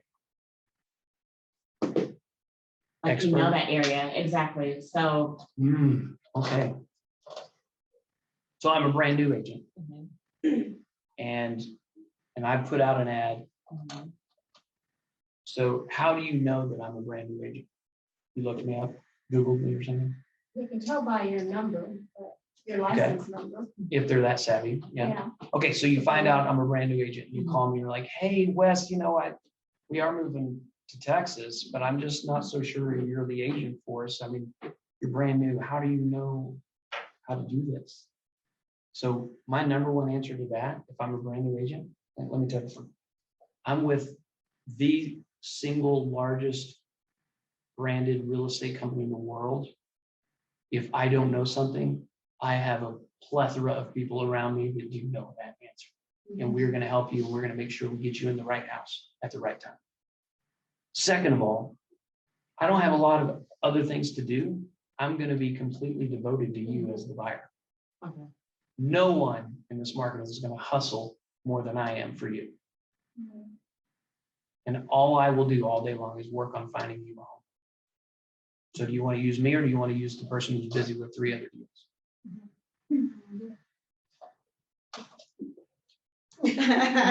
In scene. Yeah. Right? Is that a good script? Yes. But even that show Just be that I watched, purposeful with it. they drove to the park, they drove out to Austin, they drove out to the park to look at Sure. what they were doing. You just have to do the legwork. You have to be I thought you purposeful. couldn't sell in the area that you're not, like you don't know about. Your license gives you permission to sell anywhere in the state of Texas. Now, the fiduciary duties that we've all sworn to when we became realtors says that we need to be an expert in that area. Mhm. So if I've got a buyer and they want to buy a house in El Paso, there's a good argument there that I don't know the market in El Paso. Mhm. Can I get to know it? Yes, I can. You know how? Because in Keller Williams Command, in KW Command, the KWLS tab, I don't know if you know this, it's not just your MLS, it's not just Metro Texas. You have access to listings all over the country. You can be the expert on the market in San Diego if that's where your sphere is. You can live in Texas, in Fort Worth, Texas, and you can be the expert on what is on the market in San Diego. You can target a specific zip code, a specific neighborhood. Here's where you want to be. Here's the houses that are for sale in that area. I'm going to set you up on a drip through my app. Because guess what? Your app has access to all those MLSs too. So your Virginia person, hey, just use my app. I've got Virginia covered on there as well. And my associate that I refer business to, my partner in Keller Williams, is going to help you buy that house in Virginia. And I'm going to take that one step further, because now that person stays in my sphere. They stay in my database, even though they're in Virginia. I want to let them know we're going to take care of you. Once they close on the house, by the way, who do you know who's looking to buy, sell, or invest? I'm going to follow up with them, see if they have a referral form. Have you met anybody up there in Virginia who needs to buy, sell, or invest? Who do you know?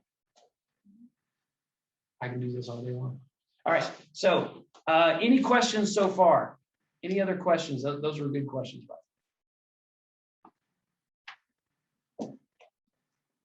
We have I can't believe we really only have 12 minutes though. It can't be. Oh my gosh, we just lost another one. Okay, so real quick, there's one last thing that I kind of want to share with everybody. There's a lot more to this PowerPoint, but it really just comes down to relationships, people. That's what lead generation is. If you don't remember anything else today, relationships. Go out and meet people and build relationships. Okay, but the bottom part of this, right? We're talking about cultivating. And then this, contract to close, we're going to have a whole nother class on this. So don't feel like I'm skipping anything. But let's go back to figuring out how we're going to track everyone in your database. So this is the model that I like to use. Right, so a little waveform right there, okay? On this waveform, you're going to track. You can basically write this down when you're taking notes for each person you call.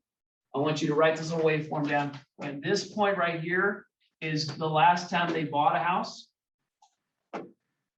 right? Or maybe they haven't bought a house yet, right? So maybe this is the other point when they buy a house or sell, right? Whatever, transaction, okay? So the peaks are your transaction. This is where we're making money. Okay, that's where that client is earning you some money. So every single person that you call needs to be on this graph. Okay. Now a lot of people, I've heard agents come in and are like, Wes, this really stinks because like all my friends have already bought houses. They all own houses. I'm like, hallelujah. This is great because now we know exactly where they are. They're right here. They just bought a house. Statistically speaking, how long between here and here? How long will it be before those people are ready to buy or sell again? What is the statistic? Does anybody know? 7 years? Yeah, it's actually 5 to 7 years. 5 to 7 years, right? So that's not a bad thing. The people that you're telling me they bought a house, those are the people you need to be nurturing, right? You tell me that everybody in your database already bought a house, then start taking care of them. Call every single one of them because guess what? When you buy a house, you're going to need a yard guy. You're going to need a plumber. Something's going to break. You're going to need an electrician. If you're new to the neighborhood, you're probably also going to need to know where you get your haircut. Where's the best nail salon? What's the best grocery store? You are that person. You are the person who knows a person. You are the, hey, I know a guy. I got you. Right? You're the person who's taking care of them. Right? So anybody you know, anybody needs to be on this chart, right? Maybe that, we bought our house, we've owned it for 10 years. They're way off the average, right? But maybe someday we might want to do an investment problem. Okay. And so you put them kind of midway. You're like, I don't really know where they go, but they're talking to me about possibly someday maybe building an investment portfolio. Okay. So I put them in the middle of there. But now I'm going to have a follow-up conversation with them. It's like, so what does someday mean? When is someday? Typically, when people say that, it just means that they haven't done the legwork to know whether or not they can afford to do it. I'm going to say, well, you know what? Just for fun, let you talk to Becky. Becky's my favorite mortgage broker. She is awesome. It's not going to cost you anything. I'll just have her run some numbers. It won't even affect your credit. It's going to be a soft pull. Let's just let Becky run your numbers and let's see where you are. Because if nothing else, it's going to help me pinpoint you on this chart better. Because if Becky runs your numbers, you're like, oh, okay, your DTI is way off the charts. Your credit score, not going to even talk about your credit score. Here's some things though that we can do to fix all that. So that may bump them back this way a little bit, right? Because now they've got debt to income issues and they've got credit score issues. So we bump them back a little bit. Or they get off the phone with Becky and they're like, holy cow, I had no idea. My credit score is ridiculously good. I've got a great debt to income ratio because we paid off all of our cars. The only debt I have is my house. I qualify for $400,000. And I didn't even realize I don't have to put down a huge down payment. I can do an FHA loan. We can go buy an investment property today. I can't buy an FHA loan. That's, so it's FHA, you can't do investment property. Sorry. Scratch that from the record. I didn't say that. Right? But there's that opportunity and that they didn't even know was there just simply because they didn't and hadn't done the research. So they just need a little nudge from you saying, you want to talk to a lender? I got a lot of really good ones. Let me send you 3 or 4. And then there's a follow-up call. Did you talk to Becky? No? Okay. Well, she really is a great friend of mine. So why don't we let's meet over at the tavern, we'll have lunch, and then you guys can have an appointment and run your numbers. Right? Follow up with them and say, let's move forward. You told me this is something you want to do. So I'm not doing anything that I shouldn't. As your real estate agent, you told me you want to buy an investment property. So I'm just doing everything in my power to help you get that done. So why wouldn't I talk to you about who the best lenders are and how soon can we do that? And then, once they get that, they realize, holy cow, yeah, let's go up here because I think I'm ready to buy. What kind of interest rate can I get, Becky? And she said, well, pretty much if you have any sort of good credit right now, you can get below 3%. Did you know that? What? I bought my house at 6.4%. You tell me I can get below 3%? Actually, with your credit score, this is a true story. I can lock you in at 1.7. Wow. Right now? No, I swear. Right now? You can ask Abby. We had a guy, now they put like $100,000 down. They had some money, but on the loan, the conventional loan that she ran for him, because he had like almost perfect credit, no debt, 1.7. That is free money, ladies and gentlemen. Free money. Conventional loan? It was a conventional loan. But guys, that's ridiculous. That's never happened in the history of loans. Can you get Yeah. refinance for it? Yeah, well, actually, Abby and I did. We refinanced at the end of 2020 because we were like, because even then it was, I think we refinanced at like 3.25, because guess what? At the end of 2020, this is ridiculously low. I got 3.25. And then this year we're throwing away like 2.5s and stuff like that. People are getting 3% and they're like, I don't know. I think we can do better. Really? That's what you're looking at now. Yeah, me too. Don't be, Yeah, I need to talk to Becky. I'm paying for Let me give you Becky's number. No, seriously, think about this. Let's just think logically. Why are buyers, when you talk to buyers today, what are they typically going to say? What is an excuse a buyer is going to tell you? The market is crazy right now. Everything is too high. Too I high. can't afford the extra asking price. Do that. overpriced. Okay, so- compete. So are you saying, I just want to make sure I understand you. So you're saying that, because we actually have way more buyers in the market right now than we ever had. Inventory is low, not because there's not any houses for sale. Inventory is low because people are buying them at a rate that we can't keep them on the market longer than a week. So what is going on in the market? It has nothing to do with the listings, folks. It has to do with that. If I can get a house for 2.25%, I don't care what the price of the house is. Because I can afford a $500,000 house that I couldn't afford 5 years ago. So when you're talking to those buyers, say, listen, here's what's really going on. The reason it's a frenzy, the reason it's crazy is because it's a ridiculously good time to buy. And yes, the houses are going up in price, but there's a reason for that, because there's a market for it. Because when I list a home, I'm throwing it into a pool of piranhas, and it's going to get eaten quickly, right? Yeah, so don't let your buyers have those negative thoughts. No, it's actually the best time ever to buy a house because you're never going to get locked in at this interest rate again. Okay, so you might have to throw another $30,000 down to get that house, but if you have it and you're able to buy, do it. By the way, what's the answer? If I say it's now a good time to buy, what is always the answer? Absolutely. Yes. Absolutely, it's a great time to buy. It's always a good time to buy real estate. Why? Because they're not making more land. God's done with that. Yeah, I like how you said that though, because it is hard to try to sway them to still like bid over, but since the interest rates are so low, like if you think about it, as far as the final numbers, it can still be like where your goal is. Right. We closed like 1,000 deals last month as a brokerage. You telling me all 1,000 of those people are idiots for buying properties?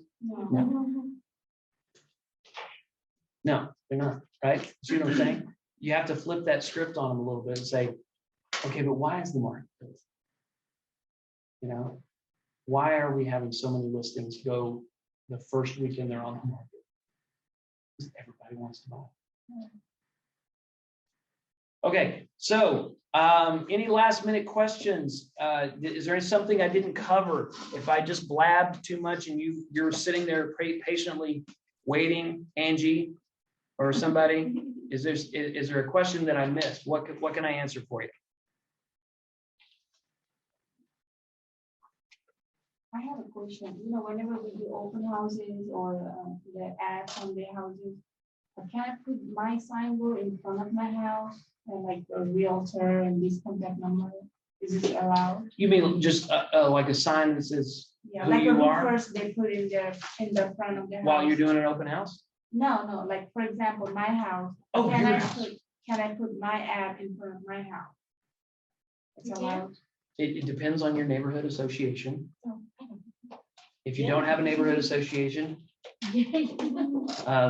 so Abby and I in our yard, so in 2020, she was the #1 real estate agent in Wedgwood.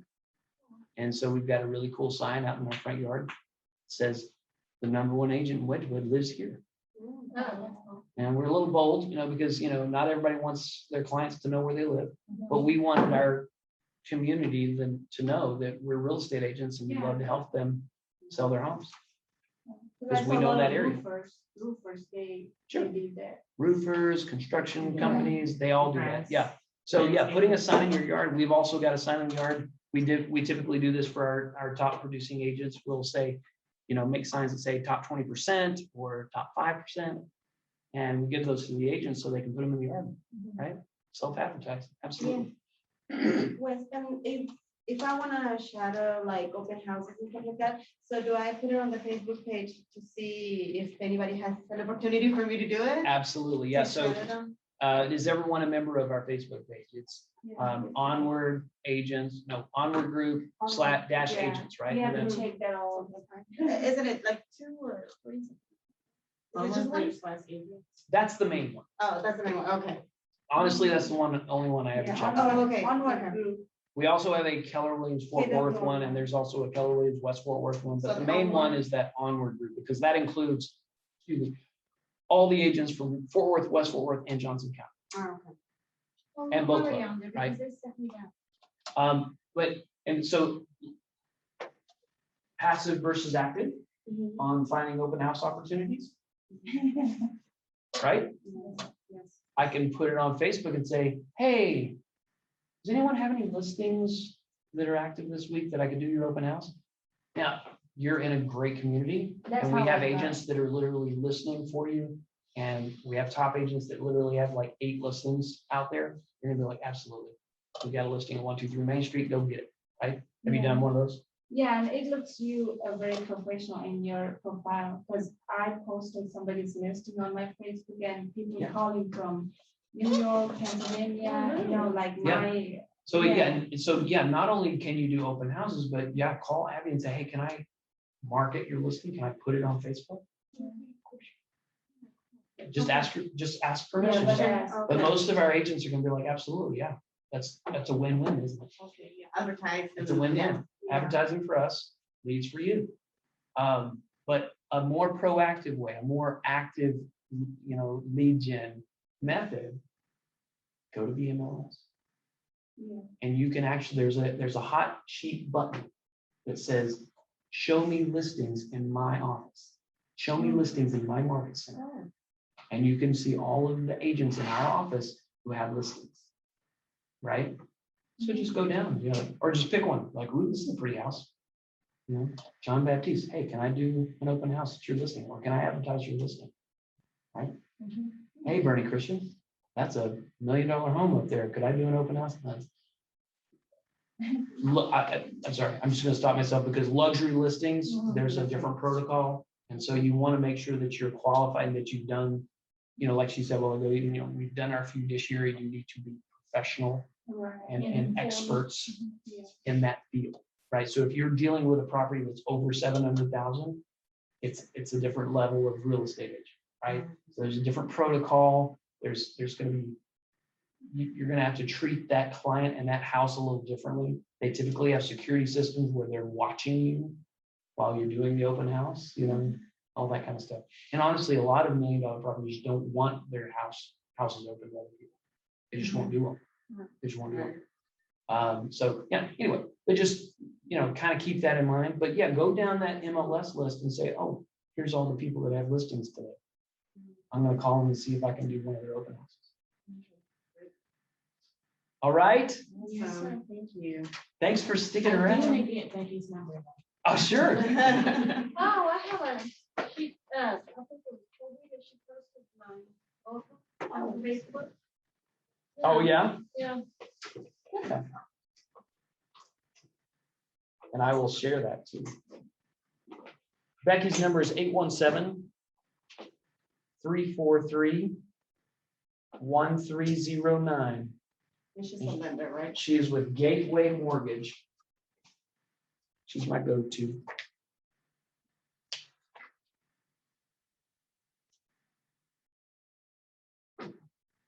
What's your last name? Reuter. It's Reuter. That's a U.